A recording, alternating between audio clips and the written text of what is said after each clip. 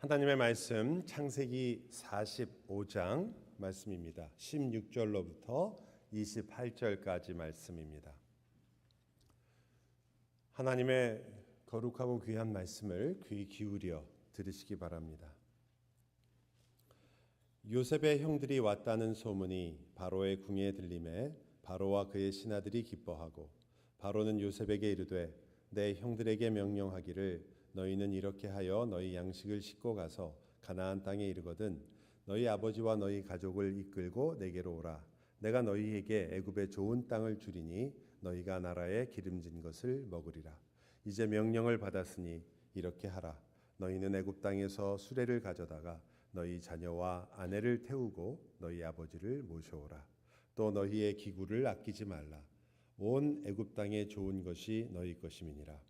이스라엘의 아들들이 그대로 할세 요셉이 바로의 명령대로 그들에게 수레를 주고 길 양식을 주며 또 그들에게 다 각기 옷 한 벌씩을 주되 베냐민에게는 은 300과 옷 5벌을 주고 그가 또 이와 같이 그 아버지에게 보내되 순하기 10필에 애굽의 아름다운 물품을 실리고 암나귀 10필에는 아버지에게 길에서 드릴 곡식과 떡과 양식을 실리고 이에 형들을 돌려보내며 그들에게 이르되 당신들은 길에서 다투지 말라 하였더라.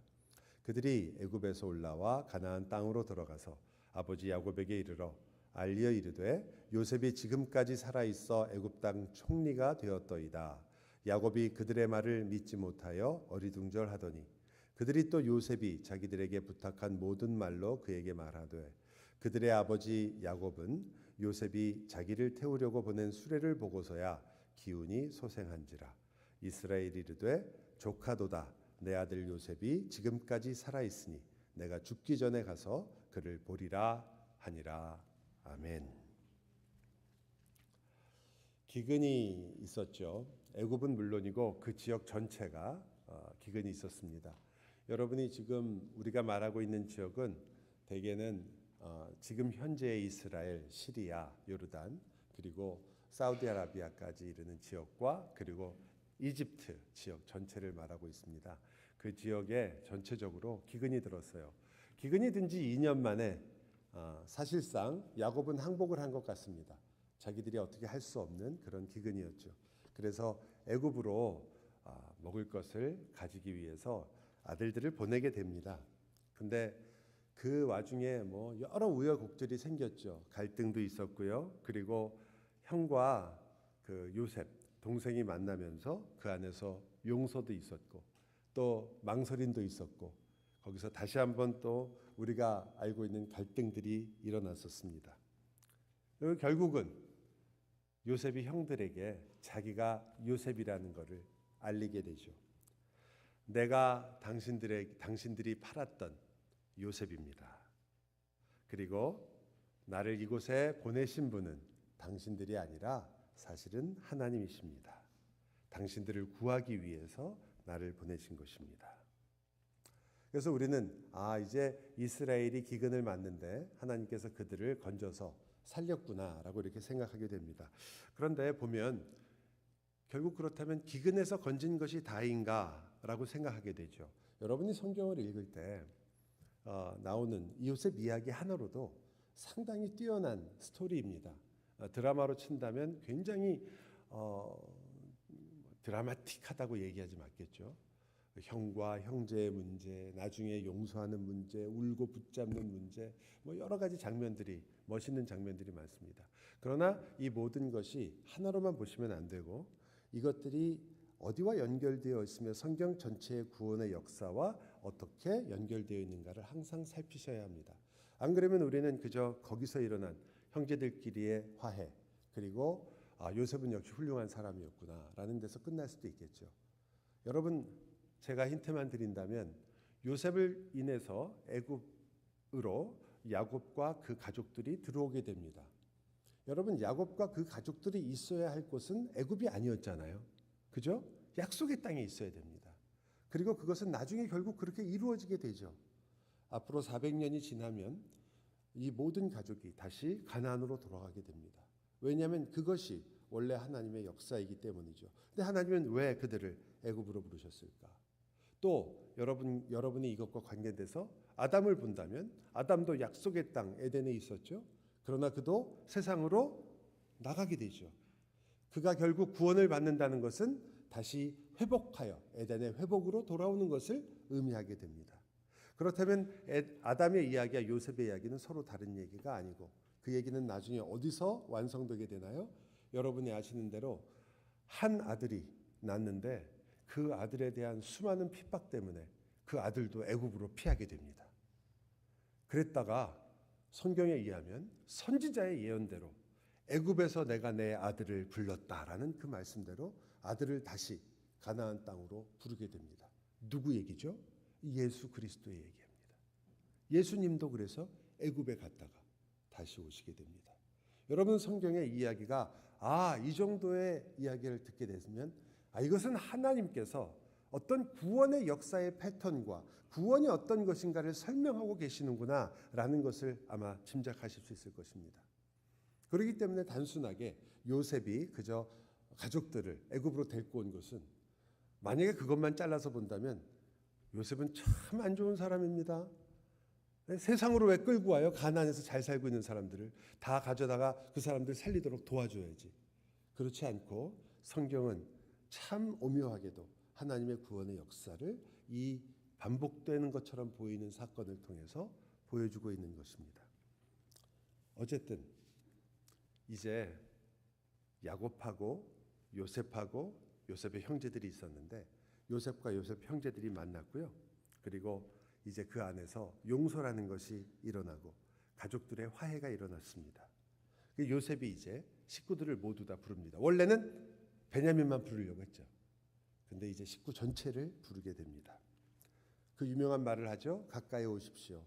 부족함이 없을 것입니다. 예수님이 하시는 말씀과 차이가 없잖아요. 예수님의 그림자라는 것을 우리가 볼 수 있습니다. 내가 너희를 쉬게 하리라. 내게로 와라. 그런데 가나안으로 이제 요셉이 자기 형제들을 보내거든요. 근데 그 보내면서 하는 말들이 우리가 좀 이해하기 어려운 말들이 몇 번 나와요. 선물을 가져다 주는 거 이것도 이해가 되죠. 여러분 선물을 가져다 준다는 건 재밌는 말이에요. 왜냐하면 야곱이 이제 올 거거든요.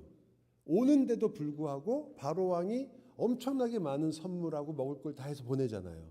그것은 무엇을 말하는 거냐면 지금 야곱을 굉장히 중요하고 높게 존중해서 대접하고 있다는 뜻입니다. 그래서 선물을 따로 보낸 거예요. 물론 야곱도 보냈었지만.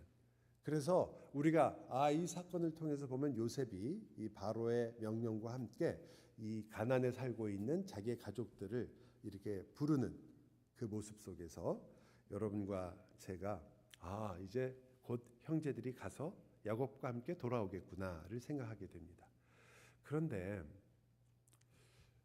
왕도 즉 바로도 명하지 않은 명령을 요셉이 해요. 뭐라고 얘기하냐면 저들에게 새 옷을 주라고 얘기를 합니다. 참 옷에 대한 이야기는 사실 이 야곱의 아들들 즉 요셉의 형제들에게는 이게 참 아픈 이야기거든요. 그런데 또 한 가지를 더 이야기합니다. 뭐라고 얘기하냐면 베냐민에게는 은을 300냥을 줘라 이렇게 얘기를 합니다. 여러분 은, 옷 이런 거 하면 뭐가 생각나세요? 이게 처음에 요셉 팔았던 이야기 아니에요. 요셉은 지금 굉장히 의도적으로 당신들 이거 기억하십시오라고 얘기하는 거예요. 당신들이 이것을 잊어버리면 안 된다라는 것을 기억하고 이 스토리 자체가 요셉의 형제들에게 중요한 스토리라는 것을 알려줍니다. 그리고 나서 하는 말이에요. 형님들 가는 도중에 다투지 마십시오. 이게 뭐 뜬금없는 이야기입니까? 여러분 어떻게 생각하세요? 지금 형님들하고 화해해가지고 지금 많이 이구지구 그래 거기다가 수레까지 내줬어요. 이거 마차거든요. 지금 야곱 타고 오라고 마차를 내준 거예요. 그 마차까지 몰고 지금 가고 있습니다. 그 가는 그 형제들에게 형님들 가다가 싸우지 마시오. 왜 싸워요? 이게 되게 어려운 구절이 되는 거죠. 잘 올라갔다 오면 되는데. 저희가 보면 가장 가까운 문맥을 보면 이런 내용입니다. 굉장히 많은 물건을 줘요. 암나귀, 순나귀 해가지고 애굽에 큰 많은 물품 주고 또 거기 갔다가 다시 돌아올 동안 먹어야 될 음식도 다 주고 그러니까 굉장히 많은 걸 주잖아요. 그래서 그거 갖고 서로 나누느라고 다투지 마시오. 바로 앞에 있는 문맥을 보면 그렇게 보일 수 있어요. 당신들 지금 굉장히 많은 선물을 가져가니까 그거 갖고 다투지 마십시오. 그런데 그건 좀 가난한 해석 아니에요. 설마 형제들이 지금 거기 가서 다시 돌아올 건데 그거 가지고 싸우겠나? 어차피 갔다 오면 다 먹을 건데. 그렇다면 조금 더 앞으로 가보면 여러분이 이 내용이 베냐민하고 관계가 있다는 걸 알 수 있습니다. 베냐민에겐 뭐라고 말하냐면 다른 사람 다 안 주고 베냐민한테는 은 300 주고 거기다가 5배나 실어 주거든요. 그리고 형들이 아니 여기서도 우리를 차별하느냐? 그래서 그거 가지고 또 뭐 베냐민은 이만큼 주고 우린 이만큼 주고 이런 거 갖고 서로 다투지 말아라. 그건 조금 말이 되지만 여러분 생각해 보면 이 모든 일들이 지금 어떻게 흐르고 있냐면요. 유다가 요셉한테 이야기할 때 그때 베냐민에게 이미 벌써 5배나 먹을 거 줬거든요. 그리고 베냐민을 여기다 놓고 가면 되는데 유다가 뭐라 그랬어요? 나를 차라리 노예로 삼고 베냐민은 보내줘라. 이렇게 나온 얘기니까 이건 베냐민에 대한 이야기가 베냐민을 시기하거나 질투해서 우리가 거기서 물건 가지고 싸울 그럴 얘기하고는 좀 달라요. 그렇다면 왜 여기서 이 형들에게 그런 이야기를 했을까? 왜 당신들 가면서 다투지 말라고 얘기했을까? 그 이야기의 처음은 이렇게 우리가 볼 수 있습니다. 첫 번째 이 다툰다라는 단어, 즉 전체적인 문맥이나 이 부분이 어려우니까 다툰다는 부분을 먼저 한번 볼 수 있어요. 여러분 다툰다라는 단어가 사실은 3가지의 그 의미를 가지고 있습니다. 한 가지 의미가 아니고요. 그래서 첫 번째는 우리가 다툰다는 말이 그렇게 틀리지 않아요. 그렇지만 다툰다는 단어가 또 다른 뜻으로는 탓한다라는 뜻으로도 쓰입니다. 이게 우리가 알고 있는 세번역에서 택한 해석 방식입니다. 탓한다. 이거 네 탓이다, 내 탓이다 이렇게 말하는 거예요. 또 하나의 뜻은 두려워서 떤다라는 그런 의미도 있습니다. 이제 여러분 먼저 우리가 말하는 아까 다툰다는 말 또 탓한다는 말을 보면 탓한다는 말은 분명히 요셉하고 좀 연관이 있는 말입니다. 요셉을 보면 요셉이 이렇게 얘기하잖아요. 이제 형들 가서 내 이야기를 다 하고 아버지와 함께 내려와라. 그러면 형들이 가서 요셉이 살아있다는 얘기를 해야 됩니다. 그러면 반드시 필연적으로 무슨 얘기를 해야 돼요? 요셉이 어떻게 살아있느냐? 무슨 얘기를 해야 되는 거죠? 자기들이 한 일들을 이야기하게 됩니다. 결국 필연적으로 자기들의 죄가 드러나게 되는 거죠. 그때부터 이들은 무엇을 가지고 탓하게 되겠습니까? 네가 잘못했다, 내가 잘못했다. 왜 이 해석이 가능하냐면 바로 앞에 여러분이 보시면 첫 번째로 요셉이 이제 그 형제들이 요셉이 이제 당신들이 이제 3일 후에 만나면서 당신들 한 명만 남고 다 가십시오라고 이렇게 얘기했을 때 그때 루벤이 이렇게 얘기를 해요. 아니 나는 그때 분명히 반대하지 않았냐. 내가 그거 하지 말자고 그랬잖아. 그런데 너희들이 한 거다라고 마치 자기는 이 일에 아무런 관계가 없는 것처럼 그렇게 이야기를 합니다. 너희들 탓이라 이거죠. 그러니까 이 이야기를 그렇게 본다면 여기서 우리는 무엇을 알 수 있냐면 루벤처럼 이들이 서로 당신이 더 그렇게 얘기하지 않느냐. 당신이 팔자고 그랬지 않느냐. 유다 당신이 그때 이렇게 얘기했다. 서로 간에 서로 탓을 하는 그러한 일들이 생길 수 있다는 거죠. 그런데 여러분 루벤의 경우도 그렇지만 처음에 이 일이 시작될 때 누가 같이 모의했습니까?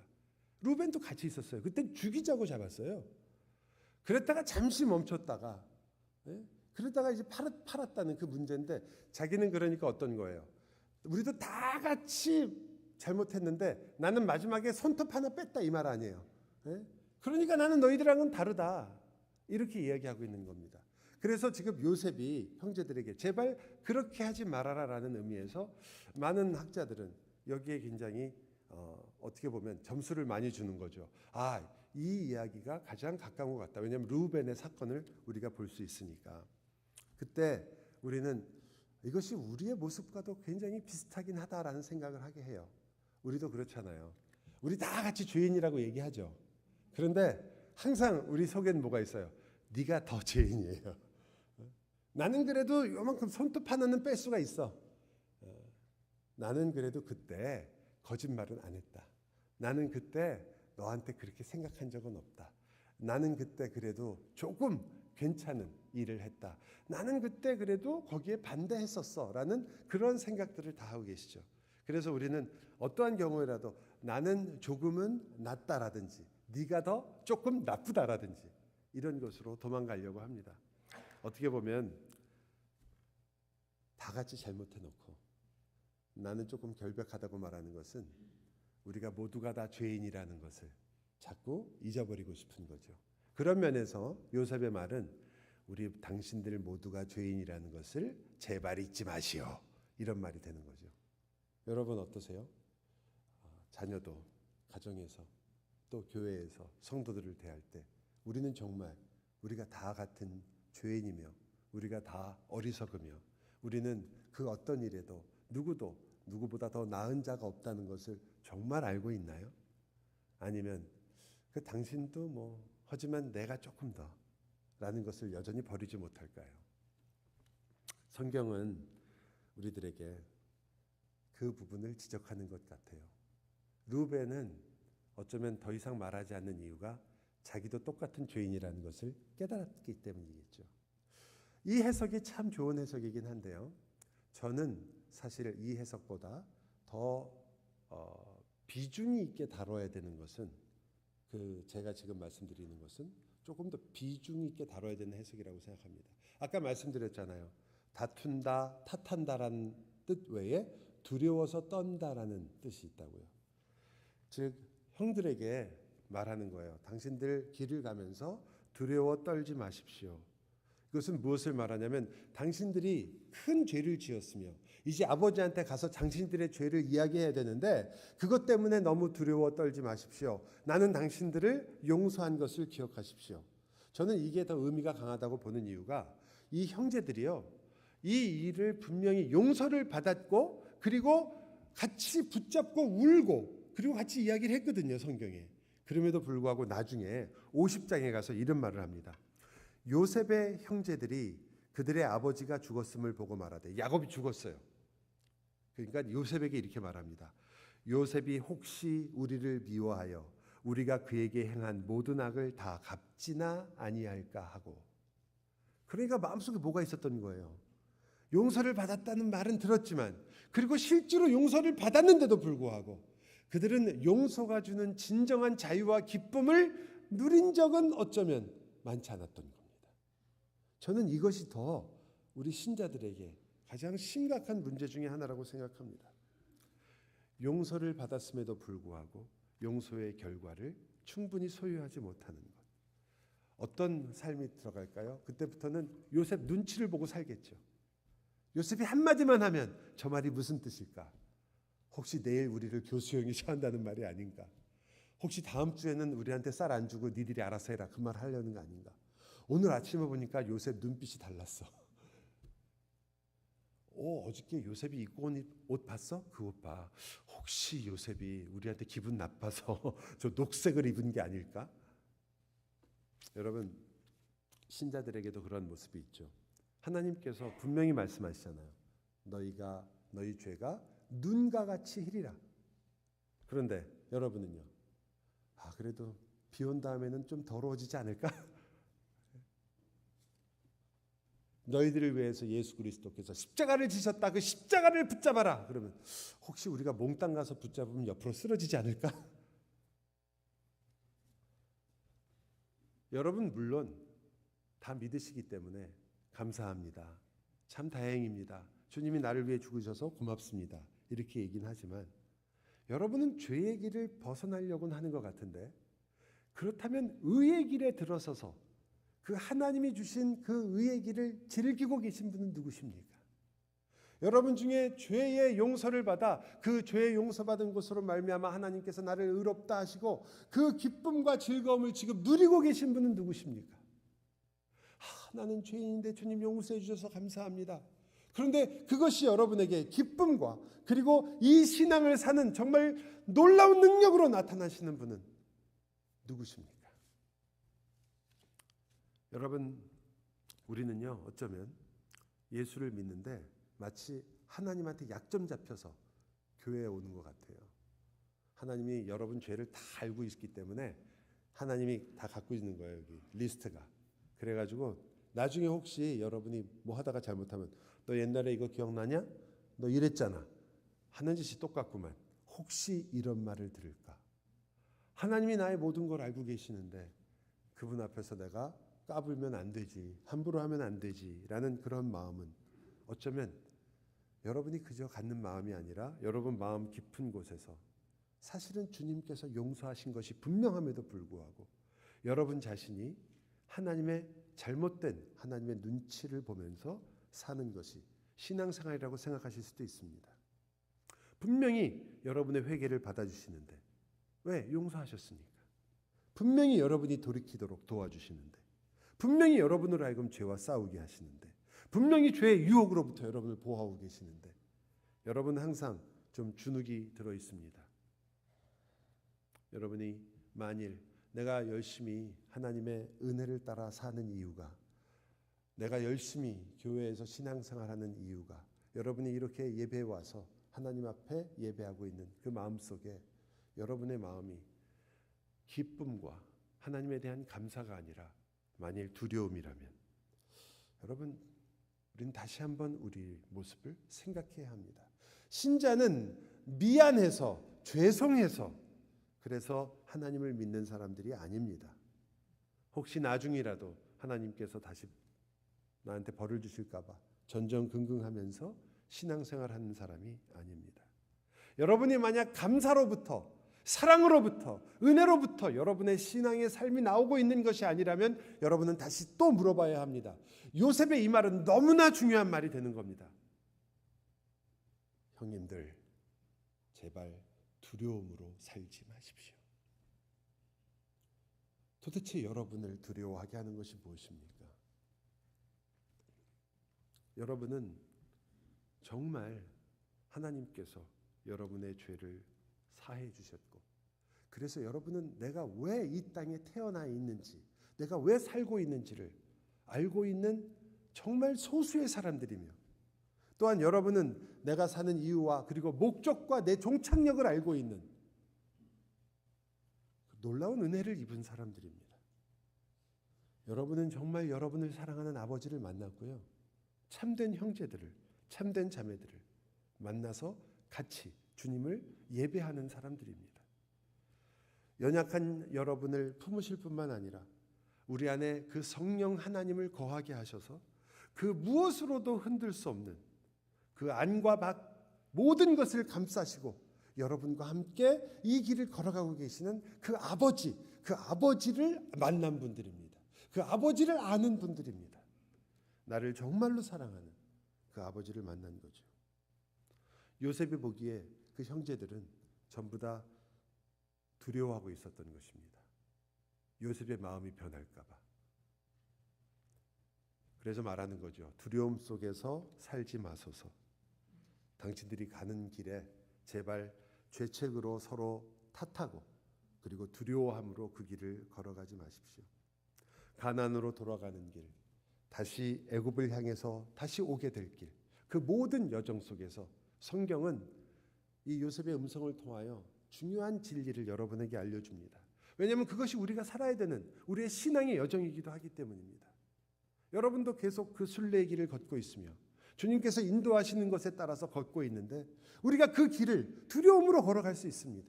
길에서 다툴 수 있습니다. 서로 탓할 수 있습니다. 당신 때문이야. 당신 때문에 이 길이 이렇게 된 거라고 얘기할 수도 있겠죠. 더 무서운 것은 여러분이 두려움으로 이 길을 걸을까 하는 것입니다. 서로 탓하지 말라. 이 말은 너희가 서로 죄인처럼 대하지 말라라는 뜻입니다. 여러분과 함께 신앙생활하는 사람 중에 물론 여러분 생각에 부족한 분이 있을 수 있습니다. 여러분 보시기에는 별 볼 일 없어 보이는 사람이 있을 수 있습니다. 저 사람 다른 건 몰라도 신앙으로는 별로야 라고 생각할 수 있는 분이 있습니다. 여러분이 보시기에 나보다 좀 못한 사람이 생길 수도 있습니다. 여러분은 그래도 이만큼은 나는 한다라는 생각이 있을 수 있습니다. 그러나 여러분, 예수 그리스도 안에서는 어떤 사람도 여러분이 이제 죄인처럼 대해서는 안 됩니다. 그들은 예수 그리스도로 말미암아 이 자리에 있는 사람들입니다. 모든 것을 다 벗겨낸다고 할지라도 그 안에 예수 그리스도가 있는 사람들입니다. 그래서 소중합니다. 여러분, 우리가 용서를 받은 사람이며 용서하는 사람으로 지금 부름을 받았고 하나님과 화해한 자로서 부름을 받았고 그래서 이 세상의 이웃들과 화해하는 사람이고 평화를 만드는 사람들입니다. 여러분은 피스메이커로 부름을 받았습니다. 어쩌면 요셉의 이 말은 그래서 당신들이 누구인지를 잊지 말라라는 말이고 신약의 표현으로 바꾸면 아주 간단하게 바꿀 수 있습니다. 너희는 서로 사랑하는 사람들이다. 여러분의 마음에 들지 않는 모든 일들을 그리고 우리가 가정에서 아내와 남편을 만나면서 또 우리가 같이 생활하면서 어떻게 여러분 마음에 드는 일들이 몇 개나 있겠습니까? 반대로 여러분은 또 누구한테 무슨 그렇게 마음이 드는 사람이겠습니까? 우리의 생각을 조금만 더 넓히면 여러분 하나님한테 무슨 마음에 드는 사람이겠습니까? 여기 있는 사람 중에 하나님 마음에 드는 사람이 누가 있겠습니까? 예수님밖에 없어요.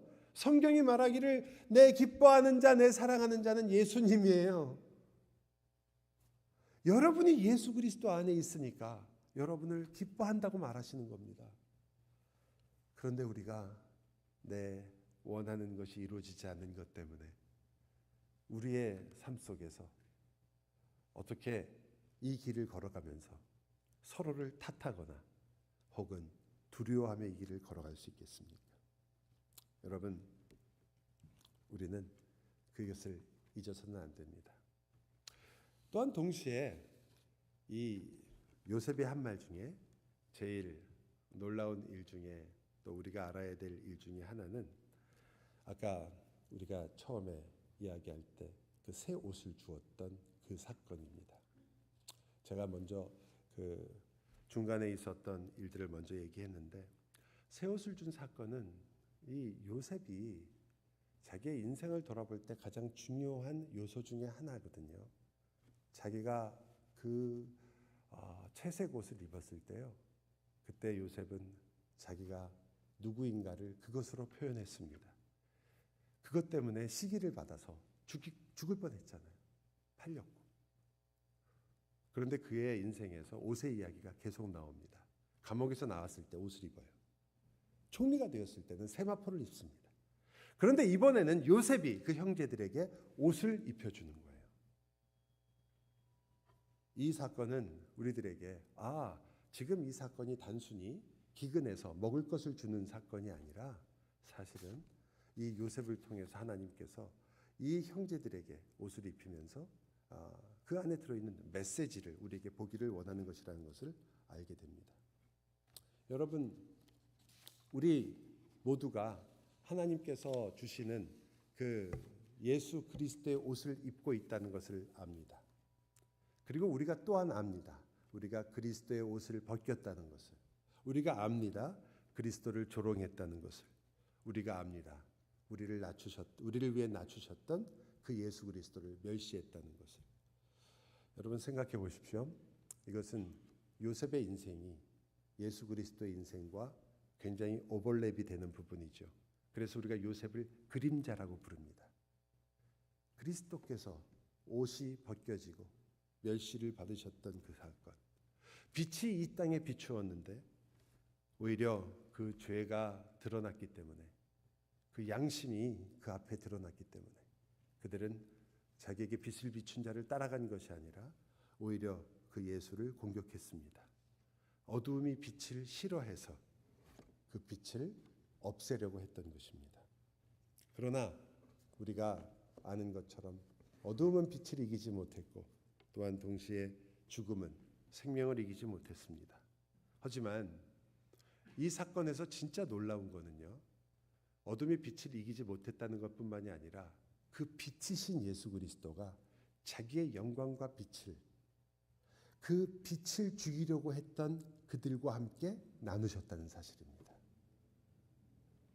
이 빛이신 예수가 자기의 영광만을 드러낸 것이 아니라 오히려 자신의 영광과 자신의 생명을, 그 자신을 죽이려고 했던 이들과 함께 그 영광을 나누려고 했던 것입니다. 마치 요셉이 자기 혼자 총리가 된 것이 아니라 그 옷을 형제들과 나눈 것처럼, 여러분, 그래서 성경에서는 이사야서에 이렇게 말하고 있죠.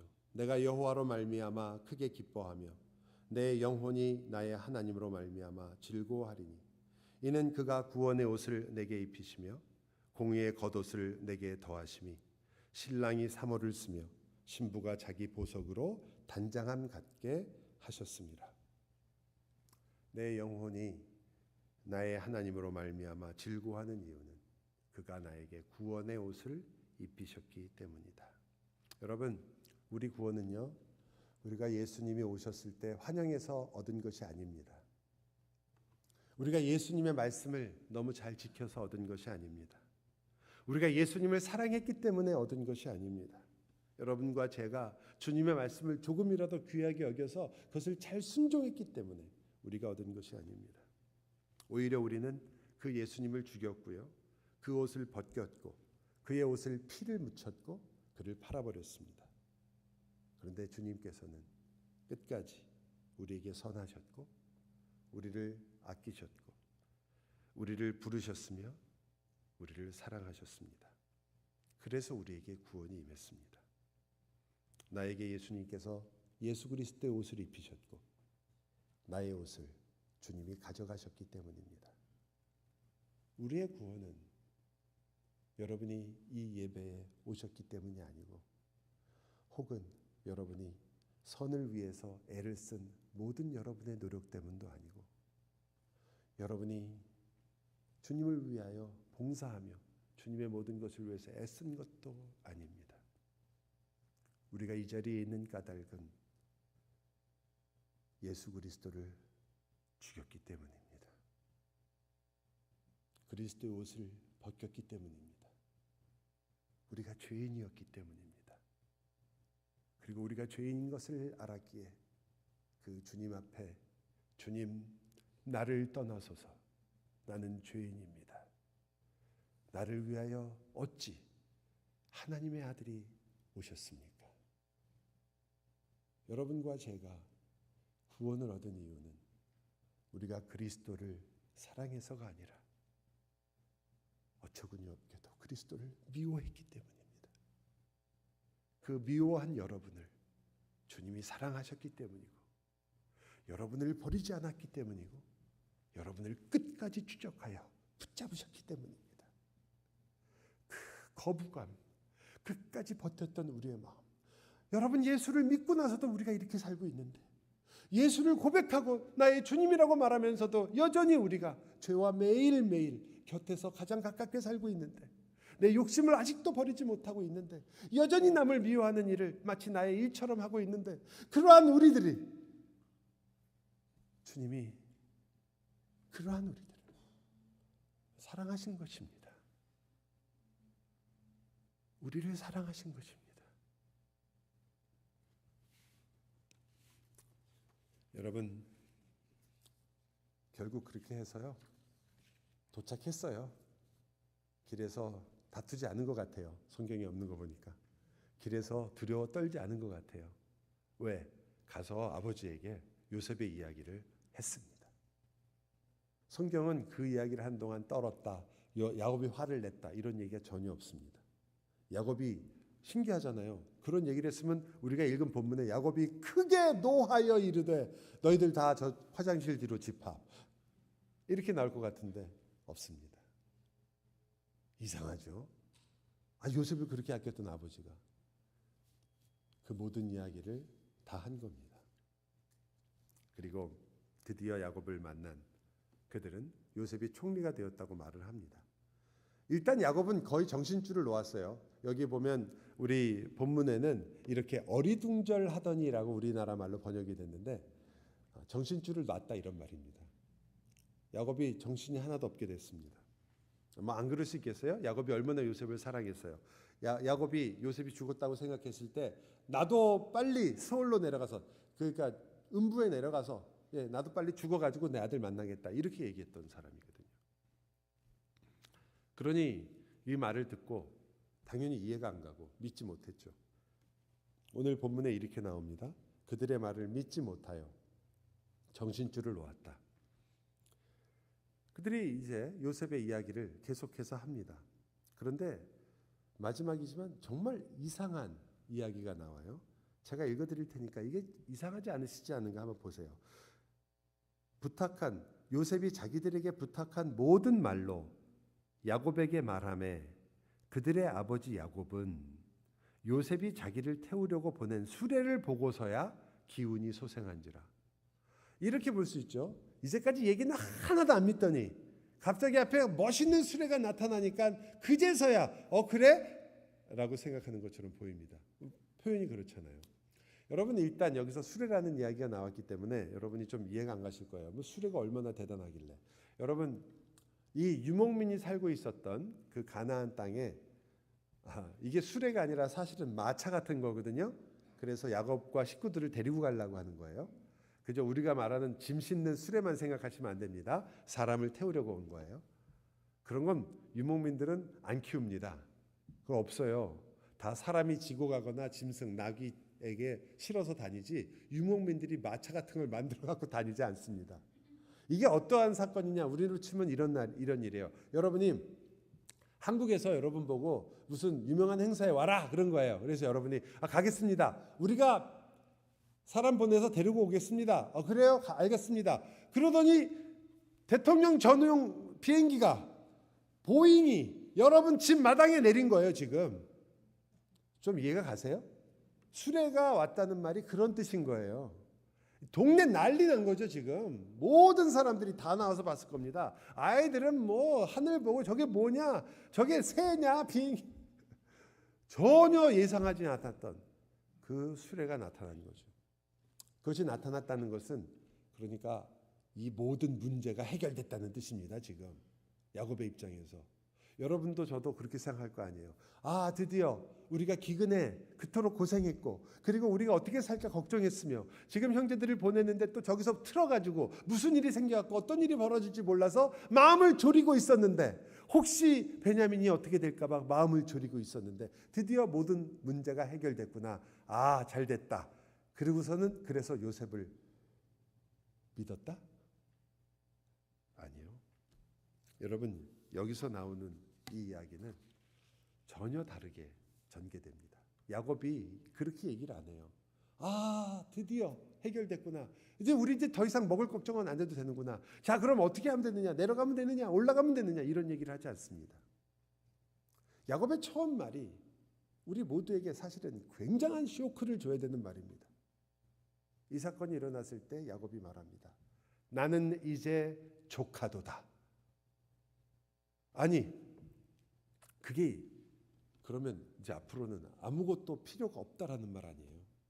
근데 필요 없는 이유가 뭐예요? 이제 나 모든 걸 갖고 있으니까, 나 양식도 많이 생겼으니까, 여기 수레도 왔다, 이 마차가 왔다, 나를 데리러 왔으니까. 그래서 그런 게 아니었습니다. 그는 지금 그 마차를, 그 수레를 보면서 이런 어마어마한 수레가 온 거 보니까 요셉을 내가 믿을 수 있구나. 그게 아니라 이 수레가 말하고 있는 그 표적, 즉 우리가 말하는 무엇을 가리키고 있는가를 보려고 하는 거죠. 이 수레를 타면 내가 이제 살겠구나. 여기에 있는 모든 음식을 내가 가지면 살겠구나가 아니라 이 수레가 무엇을 가리키고 있는가. 여러분이 잘 아시는 예수님께서 요한복음에 보면 오병이의 사건 잘 아시잖아요. 물고기 2마리하고 떡 5개를 가지고 5,000명이 먹었습니다. 여자와 어린아이까지 치면 아마 10,000명에서 2만 명 정도 먹었을 거예요. 그 먹고 나서 사람들이 예수님을 얼마나 따랐습니까? 그때 예수님이 바다 저편으로 가셨다가 다시 오셨는데요. 그때까지 끈질기게 쫓아다녔어요. 왜? 저 사람을 따라가면 먹을 건 해결되니까. 왕으로 삼자 이거죠. 그때 예수님 뭐라고 하셨습니까? 너희들이 나를 찾는 까닭은 표적을 본 까닭이 아니라 먹고 배부른 까닭이다. 지금 야곱은 먹고 배부른 것을 보고 있는 게 아니라 표적을 보고 있는 거죠. 그는 그 마차가, 그 수레가, 여기 있는 모든 선물들이 무엇을 말하고 있는가를 알았기 때문에 그가 나는 이제 조카도다. 무엇으로? 요셉이 살아있다는 것으로 조카도다예요. 여기 있는 음식도, 곡물도, 마차도 그 어떤 것도 아니라 나는 충분하다. 나는 더 이상 필요가 없다. 왜? 요셉이 살아있기 때문이다. 그가 성경에 의하면 기력을 회복했다고 말합니다. 기력을 회복하고 일어난 이유가요, 단 한 가지였어요. 요셉이 살았기 때문이었습니다. 여러분은 이 스토리에서, 그리고 여러분의 인생에서 무엇을 보십니까? 야곱이 본 표적은 수레였지요. 평생 보기 어려웠던 대단한 마차였습니다. 그러나 그는 그곳에서 자기를 실어갈 엄청난 마차를 본 것이 아니라 요셉을 보았습니다. 그의 마음의 기력을 회복시킬 수 있는 것은 음식도, 수레도, 선물도 아니었습니다. 요셉이었죠. 여러분, 주님이 우리에게 보여주신 표적이 무엇일까요? 사람들이 모두 물어봤습니다. 당신이 보일 표적이 무엇이냐? 그때 예수님께서 말씀하시죠. 내가 너희들에게 보여줄 표적은 요나의 표적밖에 없다. 그것은 바로 요나가 고기 뱃속에 들어가서 죽었다가 사흘 만에 다시 살게 되는 일, 즉 그리스도께서 십자가에서 죽으셨다, 다시 부활하실 일들을 그가 말하고 있었습니다. 그는 마지막 요나였고, 그리고 요나를 완성하신 주님으로서 그 자리에 계셨으니까요. 그때 요나가 고기 뱃속에 있던 그 기도를 예수님께서 완성하셨기 때문입니다. 요나의 기도가 무엇이었습니까? 주님, 내 죄로 인하여 내가 주님의 눈앞에서 쫓겨나더라도 나는 반드시 다시 주님의 전을 바라보겠나이다. 쉽게 말하면 이런 뜻입니다. 나를 버리시더라도 나는 주님을 바라보겠습니다. 여러분과 저는 무엇을 표적으로 삼을까요? 여러분이 만든 여러분의 천국입니까? 아니면 여러분의 성공입니까? 아니면 여러분이 생각하는 부요함입니까? 여러분의 보화입니까? 아니면 여러분은 그래도 나는 성공만을 추구하는 건 아니야, 내 실패도 나는 생각한다. 여러분의 성공과 실패입니까? 여러분의 죽음과 생명입니까? 여러분의 부요와 가난입니까? 여러분이 만든 천국이고 여러분이 가지고 있는 평안입니까? 여러분이 정말 보시고 있는 것은 무엇이고 여러분이 참여하고 있는 것은 어떤 것입니까? 주님, 나에게 천국을 허락하지 않으시더라도 내가 주를 바라보겠습니다. 내가 원하는 것은 주님께서 나에게 주시는 그 어떤 것이 아니라 바로 주님임을 고백합니다. 나를 힘있게 하는 것은, 내가 다시 살게 하는 것은, 나를 새롭게 회생시키는 것은 여러분이 그토록 기도했던 기도 제목이 이루어지는 것이 아니고, 여러분이 그토록 원하는 일들이 이루어지는 게 아니고, 그 일들을 표적으로 보아서 이것을 보니 내가 바라는 것은 바로 주님이구나, 그것을 알아가는 일입니다. 지난주에 참 저희 교회 기쁜 일이 있었는데요. 저희 같이 신앙생활하고 있는 우리 이진호 성도님이 계십니다. 한 2년 반, 3년 가까이 됐죠. 투석을 하신 지가. 그래서 항상 투석을 하시지만 주일이면 항상 제일 일찍 오셔서 안내를 하시고 일부 예배도 섬기시고 그렇게 하셨는데, 정말 우리가 보기에도 흔치 않도록 그 앞에 굉장히 많은 사람들이 있었는데 이번 주에 수술을 받게 되셔서 수술이 잘 됐습니다. 이식 수술을 받으신 거죠. 뒤에 앞에 계셨던 분들은 기다리다가 나이가 너무 많으셔서 나는 내 나이에는 이 수술을 받지 않겠다 해서 포기하신 분들이 생겼고, 또 나머지 분들 중에는 자기 몸하고 안 맞으면 안 되니까요. 안 맞아서 안 되다가 결국 그 앞에 한 4-5명 후에 있으셨는데 집사님이 이진호 성도님이 결국 이름이 올라가가지고 갑자기 연락이 와서 수술을 받게 됐거든요. 수술이 참 잘 됐고 저희가 가서 뵀습니다. 그런데 이렇게 얘기하시더라고요. 목사님 사실은 제가 거의 포기하고 있었습니다. 그리고 내가 이렇게 하다가 주님께 가면 참 감사하다 생각했습니다. 왜냐하면 내가 그 전까지는 내 인생을 정말 나를 위해서 살았었는데 내가 주님을 정말 알게 되니까 이제는 주님 안에서 내가 살게 되는 기쁨을 내가 알게 되었고, 그래서 여기서 내가 주님을 만나게 된다면 그것도 감사하고 너무 좋아서 자신은 그것이 별 문제가 되지 않았었는데 지금 이런 일이 생기니까 본인이 이제 하나님께 너무너무 더 감사하시겠죠. 목사는 또 그래서 꼭 이렇게 얘기를 합니다. 그러면 하나님이 이 땅에 남겨두신 걸 보니까 뭔가 할 일이 또 있으시군요. 여러분, 그가 바랬던 것은 병이 낫는 것이 아니었어요. 맞습니다. 누군가가 콩팥을 기증해 준다면 고마운 일이죠. 그러나 그는 자기의 육신이 낫는 것이 그의 목표가 아니었습니다. 그의 목적은 자신을 위하여, 자기의 그 해결할 수 없는 인생을 위하여, 내가 왜 왔으며 내가 어디를 향해 가고 있으며 내가 왜 살고 있는지를 몰랐던 그에게 내가 너를 위하여 나 자신을 주었다고 하신 그 예수 그리스도였습니다. 여러분은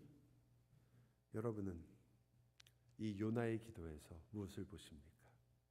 예수 그리스도께서 그렇게 하셨습니다.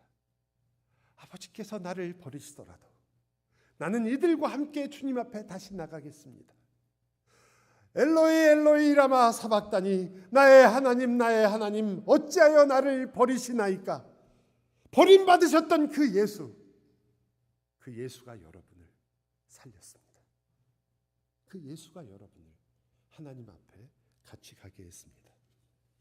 여러분은 이 주님의 기도에 참여하십니까?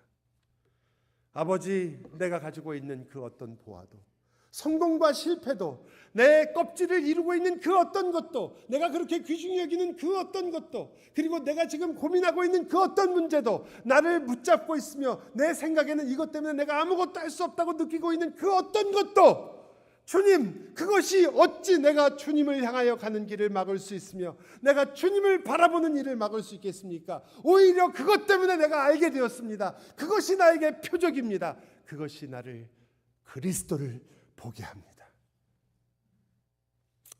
여러분, 하박국의 찬송이 바로 여기서 나오지 않았겠습니까?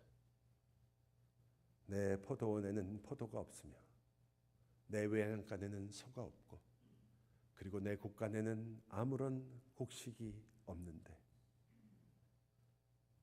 여러분, 이 구절이 옛날에 살았던 한 훌륭했던 저런 사람도 있구나, 나는 왜 그게 안 될까, 이렇게 끝나지 않고, 그가 그렇게 얘기할 수 있었던 것은 그가 포도의 귀중함을 몰라서가 아닙니다. 그게 곡식의 귀중함을 몰라서가 아닙니다.